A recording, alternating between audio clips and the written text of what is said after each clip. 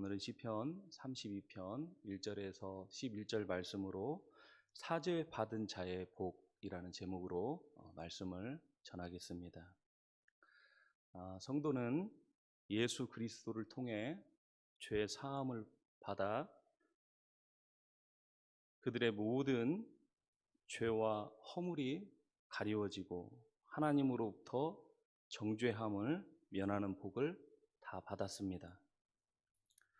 그러나 이 복을 까맣게 잊어버려서 이 복을 누리지도 못하고 또 이 복과 전혀 상관없이 사는 사람이 참 많이 있고, 또 심하게는 이것을 복으로 생각하지 않는 그러한 사람들도 있습니다.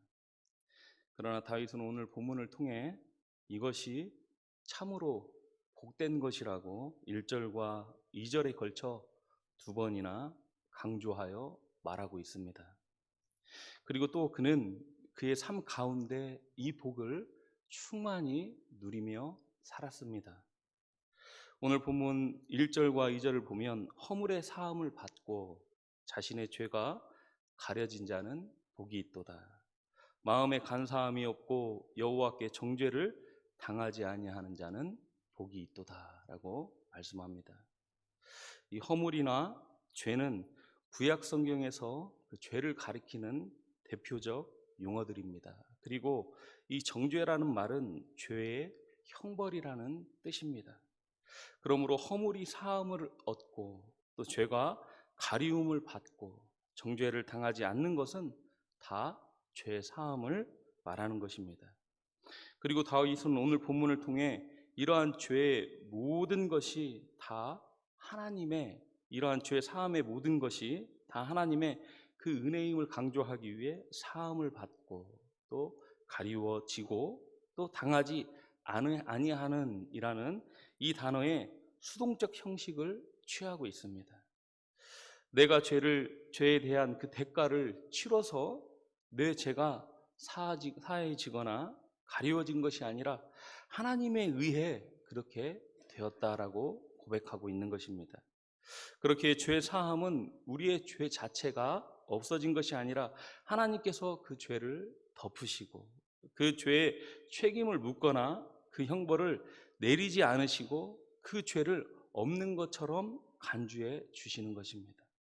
다윗은 이렇게 하나님으로부터 죄 사함을 받은 자가 복되다라고 두 번이나 반복하고 있습니다. 사람은 누구나 자신의 죄로 인해 하나님의 저주와 형벌을 받아 죽고 영원한 사망에 이르는 지옥에 갑니다. 그렇게 죽음은 사람에게 가장 두려운 것이며 또 무서운 것입니다. 왜냐하면 그 죽음이 자신의 죄값을 치르는 형벌이 되기 때문입니다. 그러나 예수 그리스도를 믿어 구원받은 성도는 우리가 치러야 할 이 죄값을 예수님께서 대신 치러주셨기 때문에 더 이상 이 사망이 우리를 정죄할 수 없습니다. 이를 로마서 8장 1절과 2절은 이렇게 말씀합니다. 그러므로 이제 예수 그리스도 안에 있는 자에게는 결코 정죄함이 없나니 이는 그리스도 예수 안에 있는 생명의 성령의 법이 죄와 사망의 법에서 너를 해방하였음이라 라고 말씀합니다. 죄의 결과는 모든 불행과 모든 비참함과 또 죽음과 지옥 형벌이지만 죄 사함의 결과는 우리의 모든 불행도 불행이 아닌 우리의 구원을 이루는 수단이며 또 우리의 죽음은 지옥과 형벌이 아닌 영광스러운 천국과 영생입니다. 이처럼 죄의 사함을 통해 사람의 모든 것은 다 변하며 이를 고린도후서 5장 17절은 그런즉 누구든지 그리스도 안에 있으면 새로운 피조물이라 이전 것은 지나갔으니 보라 새 것이 되었다라고 말씀합니다. 이처럼 우리는 죄의 사함을 통해 우리 인생의 모든 것이 다 바뀌었습니다. 죄악된 것들, 정죄된 것들, 비참한 것들이 다 지나가 버린 완전히 새로운 인생이 되었습니다. 그렇게 우리의 삶은 이전과 완전히 달라야 합니다. 이전의 죄와 죄의 권세 아래에서의 삶이 아닌 완전히 새로운 의와 거룩의 삶을 살아야 합니다. 왜냐하면 예수님께서 그것을 위해 죽으셨고 그를 통해 우린 그렇게 다 변했기 때문입니다. 고린도서 5장 15절에 그가 모든 사람을 대신하여 죽으심은 살아있는 자로 하여금 다시는 그들 자신을 위해 살지 않고 오직 그들을 대신하여 죽었다가 살아나신 이를 위해 살게 하려 함이라 라는 이 예수님의 말씀처럼 우린 더 이상 우리를 위해 사는 그런 인생들이 아닙니다. 그러나 많은 사람들은 이 지나간 것들에 마음을 뺏겨 새로운 삶을 살지 못하고 있습니다. 마치 감옥에서 풀려난 죄수가 그 자유를 누리지 못하고 감옥을 그리워하며 사는 것처럼 아주 미련한 삶을 사는 사람들이 참으로 많이 있습니다. 개봉한 지는 좀 된 영화인데 그 쇼생크 탈출이라는 영화가 있습니다.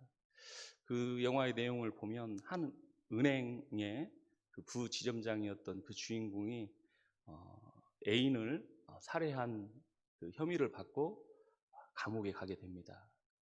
그 혐의로 인해 종신형을 선고받아서 이렇게 감옥에 가는데요. 그는 그 감옥 가운데 자유를 갈망합니다. 그래서 종신형은 이제 감옥에서 영원토록 이렇게 죽을 때까지 있는 게 종신형 아니겠습니까? 그래서 그 감옥을 빠져나올 수 있는 방법은 탈옥밖에 없었습니다. 그래서 탈옥을 결심하고 그 조그만한 이 손망치로 벽을 조금씩 긁어서 그 나오는 모래를 주머니에 넣고 운동하는 시간에 그 주머니를 통해 밖에 버리는 방법으로 벽에 구멍을 냅니다.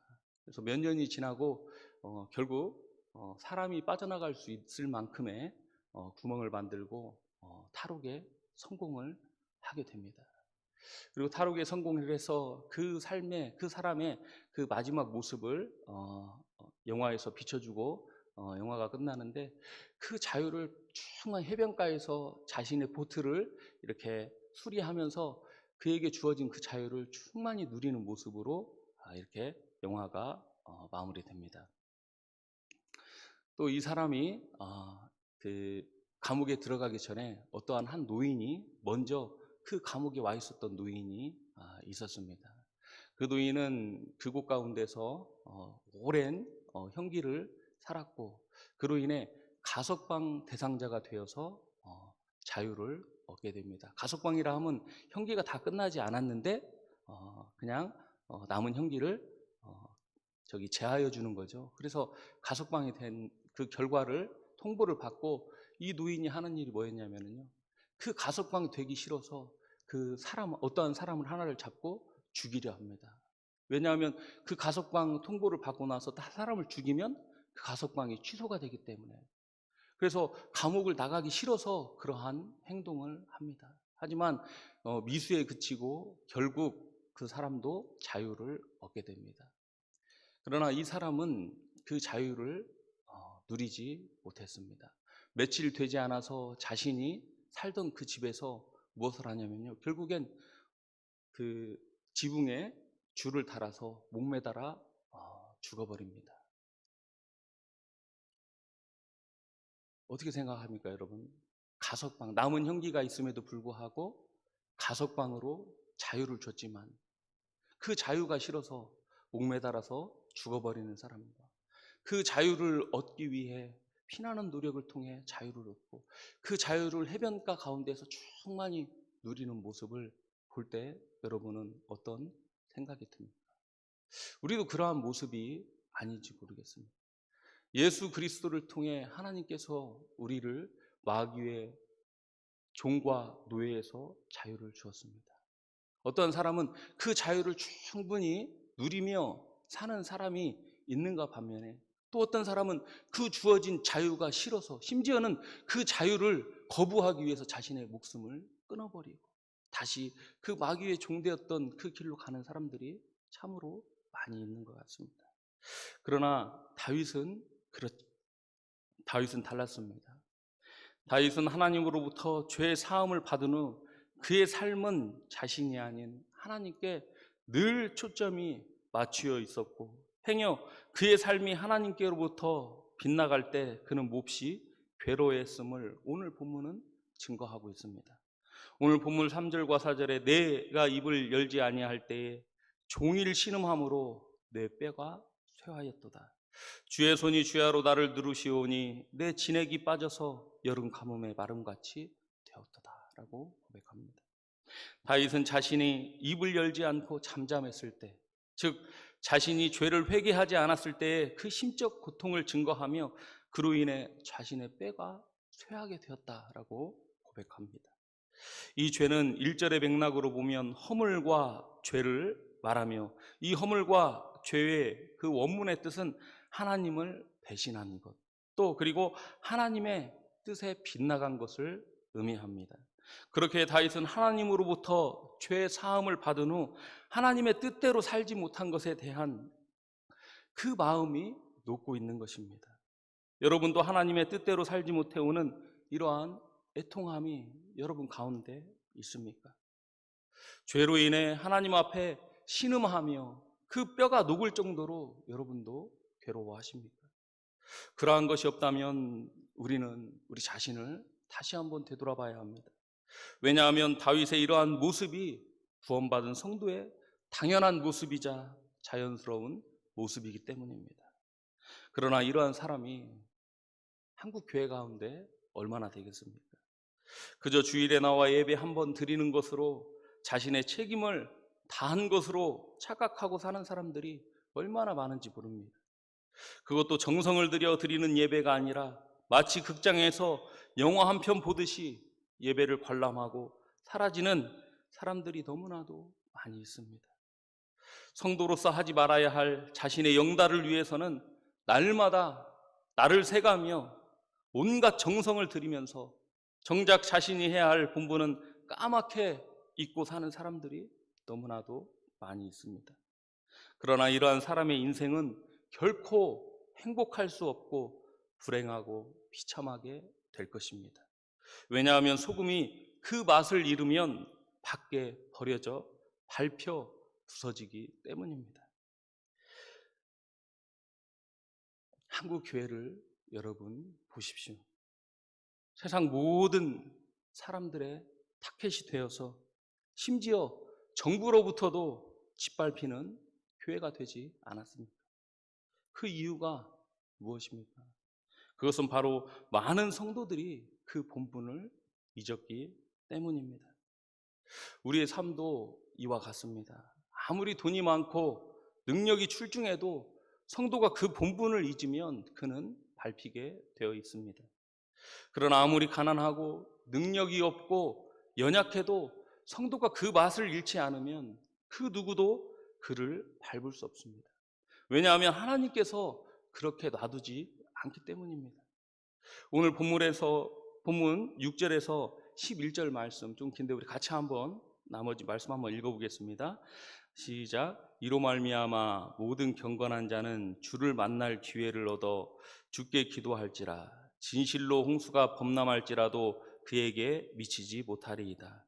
주는 나의 은신처이오니 환난에서 나를 보호하시고 구원의 노래로 나를 두루시리이다. 내가 내 길을 가르쳐 보이고 너를 주목하여 훈계하리로다. 너희는 무지한 말이나 노새같이 되지 말지어다. 그것들은 제갈과 굴레로 단속하지 아니하면 너희에게 가까이 가지 아니하리로다. 악인에게는 많은 슬픔이 있으나 여호와를 신뢰하는 자에게는 인자하심이 두르리로다. 너희 의인들아 여호와를 기뻐하며 즐거워할지어다. 마음이 정직한 너희들아 다 즐거이 외칠지어다. 아멘. 세상엔 수많은 권세자들이 있지만 다윗은 그 누구보다도 많은 부와 권력을 가졌습니다. 그런 다윗이 왜 하나님 앞에 이토록 두려워하고 왜 하나님 앞에 이토록 떨었습니까? 다윗은 분명히 알았습니다.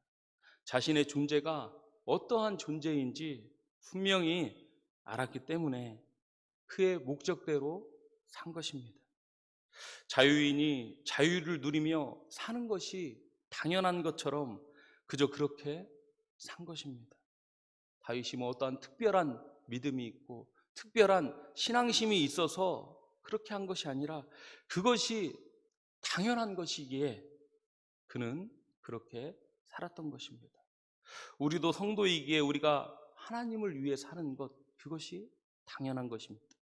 그것이 마땅한 것이지만 자유인이 그 자유를 포기하고 종으로 사는 것처럼 그리스도 안에서의 그 자유를 다 포기하고 다시금 마귀의 종으로 사는 사람이 너무나 많고 그러한 시대가 되어버렸습니다.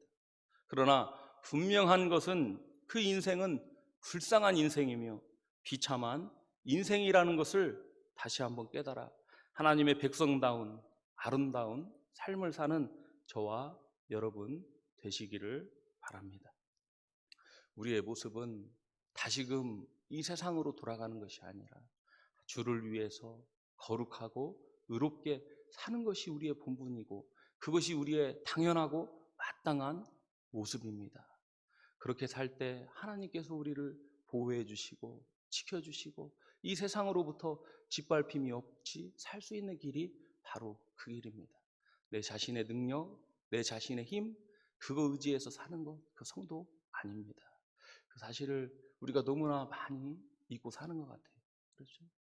그로 인해서 세상으로부터 얼마나 많은 그 짓밟힘을 현재 당하고 있는지 모릅니다. 다 우리의 잘못과 우리의 부족함인 것을 우리가 깨달아서 하나님 앞에 회개하고 다윗과 같이 그 가운데 하나님께서 주시는 평강과 기쁨을 누리고 보호와 안위하심을 누리며 살아가는 우리 모든 동국교회 권속들 되기를 바랍니다. 기도하겠습니다.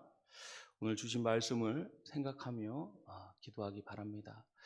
우리의 본분은 우리의 자신을 위해 사는 것이 아니라 주를 위해 살아야 합니다.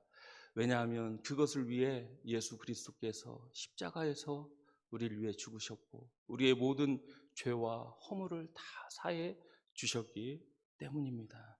그러나 우리가 그렇게 살지 못하고 내 자신을 위해서 또 지나간 모든 그러한 것들에 얽매여서 살아가는 때가 너무나도 많이 있습니다. 그런 삶이 우리 가운데 있다면 회개하고 다시 한번 하나님의 은혜 가운데 그리스도 안에 사는 저와 여러분이 되게 해달라고 기도해 주시기를 바랍니다. 두 번째로는 한국 교회를 위해서 기도해 주시기 바랍니다.